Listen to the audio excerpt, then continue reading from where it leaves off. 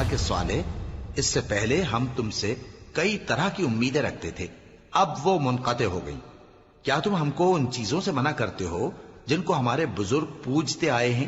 اور جس بات کی طرف تم ہمیں بلاتے ہو اس کی طرف سے ہم بڑے بھاری شک میں ہیں۔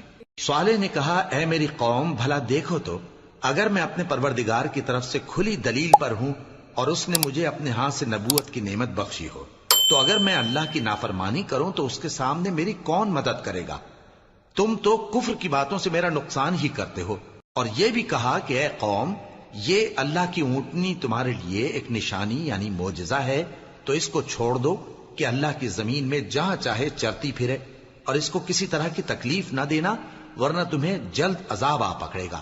مگر انہوں نے اس کو کاٹ ڈالا۔ تو صالح نے کہا کہ اپنے گھروں میں 3 دن اور فائدے اٹھا لو، یہ وعدہ ہے کہ جھوٹا نہ ہوگا۔ پس جب ہمارا حکم آ گیا تو ہم نے صالح کو اور جو لوگ ان کے ساتھ ایمان لائے تھے ان کو اپنی مہربانی سے بچا لیا اور اس دن کی رسوائی سے محفوظ رکھا۔ بے شک تمہارا پروردگار طاقتور ہے، زبردست ہے۔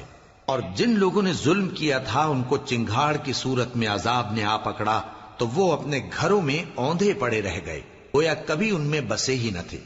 سن رکھو کہ قوم سمود نے اپنے پروردگار سے کفر کیا، اور سن رکھو قوم سمود پر پھٹکار ہے۔ اور ہمارے فرشتے ابراہیم کے پاس بشارت لے کر آئے تو سلام کہا، انہوں نے بھی جواب میں سلام کہا۔